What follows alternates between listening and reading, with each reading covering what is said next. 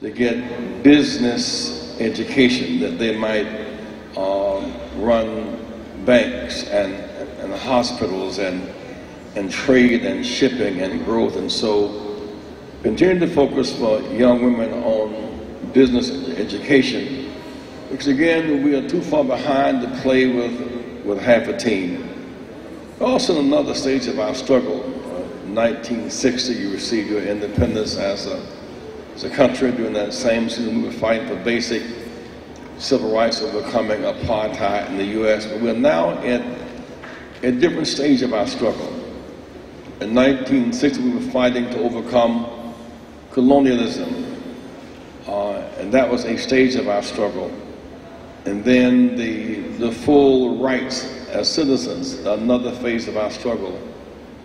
Then the right to vote, another stage of our struggle. But we're now in what I would call the fourth stage, because you can be out of colonialism, you can have full citizenship rights, have the right to vote and starve to death unless you get access to capital and industry and technology and deal flow.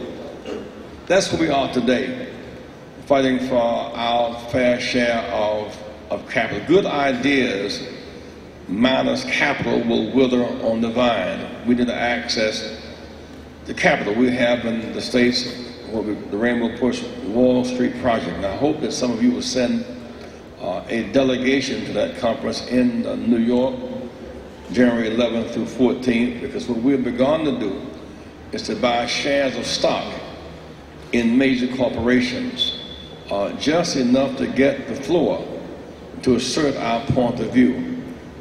With a relatively small amount of stock, one can go to the floor of Citibank or the Bank of Scotland, as the case may be, and say, Mr. Chairman, we want to see the makeup of our board of directors that remain at home and citizens who are there. That is a source of alliance with family members. They must be taken to another level.